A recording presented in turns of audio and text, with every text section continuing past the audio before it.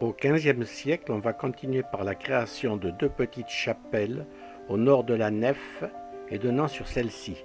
Leurs entrées furent murées au XVIIIe siècle lors de l'habillage de la nef par des boiseries actuelles.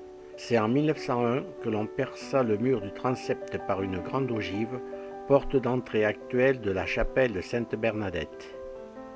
En 1816, le Conseil général des Hautes-Pyrénées a voté des fonds pour édifier dans la cathédrale de Tarbes un monument expiatoire à la mémoire du roi martyr.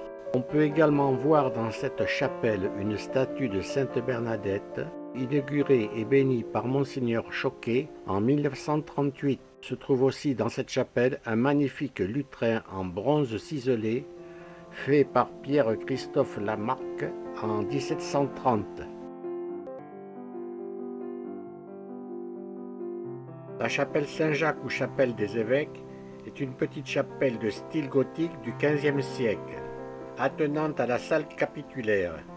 Cette chapelle devint la propriété de l'État à la Révolution en 1790, pour être à nouveau réunie à la cathédrale en 1844. Le XVIe siècle dans la région va être une période assez trouble parce que ce sont les guerres de religion. La ville de Tarbes est souvent assiégée, prise, pillée. Les édifices religieux subissent le même sort que la ville. À la fin du XVIe siècle et début du XVIIe siècle, il va falloir de nouveau, alors non pas reconstruire le gros œuvre qui a résisté, mais toute la décoration intérieure. Et donc au XVIIe siècle, on va construire les stalles du chœur, en bois de châtaignier, par un artiste local.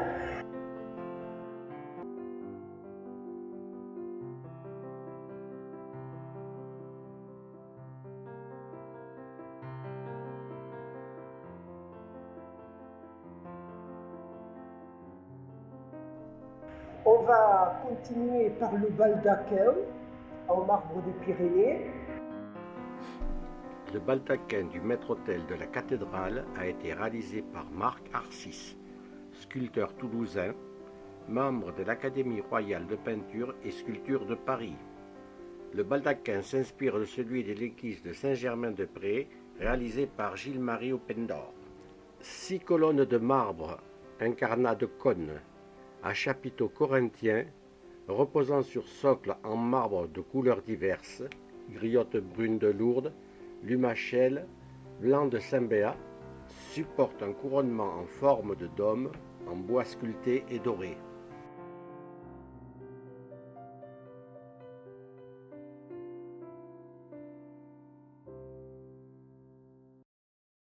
Et tout au long du XVIIIe siècle, on va habiller la nef de boiseries, de ferronneries. La chaire était, semble-t-il, la chaire réservée au chapitre avant la Révolution.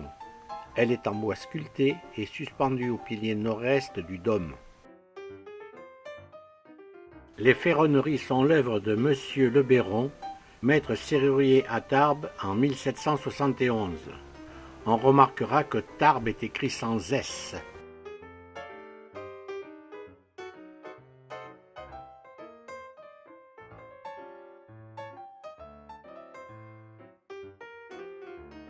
Et on terminera à l'extrême fin du XVIIIe siècle par la façade, qui a la particularité de n'avoir jamais été achevée.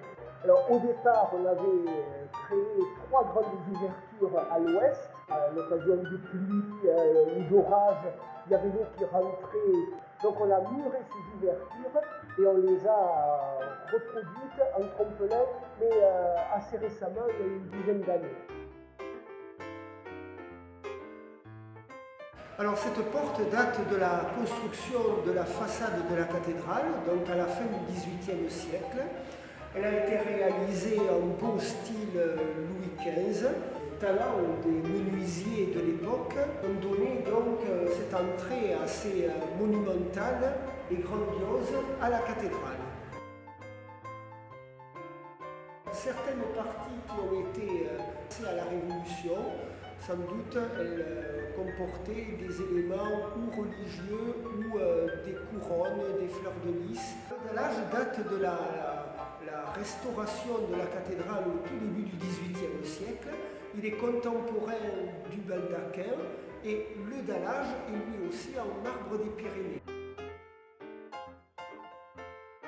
Monsieur Pont-de-Bat, je crois que le chemin de croix a une certaine particularité, ou peut-être un petit secret.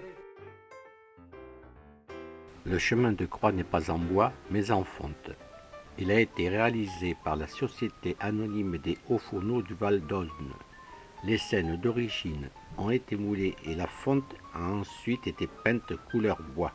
Ce chemin de croix s'inscrit très bien dans l'ensemble du décor, puisqu'il est posé sur les boiseries de la nef qui datent du XVIIIe siècle.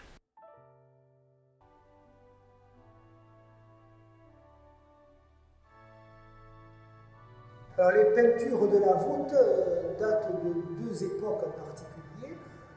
La première, la partie la plus ancienne, c'est la voûte du chœur, qui a été réalisée par un artiste italien qui s'appelait Pedoia au début du XIXe siècle.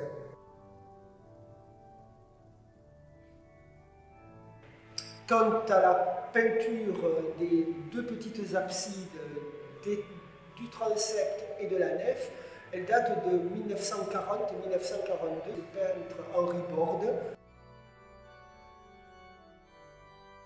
Henri Borde est né à Bagnères de Bigorre en 1888. Il entreprend à Paris des études de magistrat qu'il abandonne pour se consacrer à la peinture et la sculpture. Il rejoindra Tarbes un peu plus tard et terminera comme professeur à l'école des Beaux-Arts. L'ensemble d'anges musiciens peints au plafond de la nef semble accueillir les fidèles qui entrent dans la cathédrale dans un monde de paix. Ces peintures tranchent complètement avec l'austérité de la cathédrale, mais lui apportent quelques touches de fraîcheur.